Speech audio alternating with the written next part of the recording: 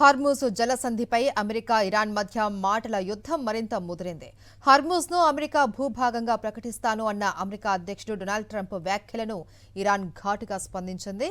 ట్వీట్తోనే విమాన వాహక నౌకతోనో హార్మూజ్ జలసంధిని స్వాధీనం చేసుకోలేరు అని ఇరాన్ డిప్యూటీ విదేశాంగ మంత్రి కాజం ఘరీబాబాదీ స్పష్టం చేశారు. హార్మూజ్ ఇరాన్దేనని, ఇకపై కూడా తమ ఆధీనంలోనే ఉంటుందని తేల్చి చెప్పారు.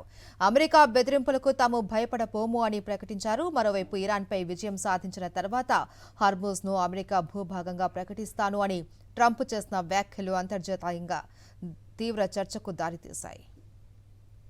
ఇరాన్పై అమెరికా సాగిస్తున్న సుదీర్ఘ యుద్ధం అగ్రరాజ్యానికి కొత్త సవాళ్లు విసురుతోంది. పశ్చిమ ఆసియాలో సైనిక ఒత్తిడి కొనసాగిస్తూనే ఇండో పసిఫిక్లో చైనా కదలికలను ఎదుర్కోవడం అమెరికాకు కత్తి మీద సాముగా మారింది.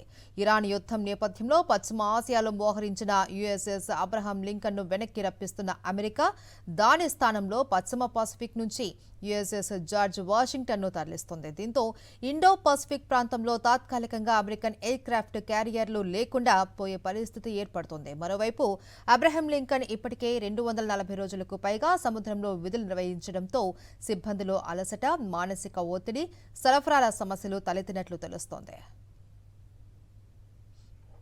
మరిన్ని అప్డేట్స్ కోసం ఛానల్ ను సబ్స్క్రైబ్ చేయండి. నోటిఫికేషన్స్ కోసం బెల్ ఐకాన్ పై క్లిక్ చేయండి.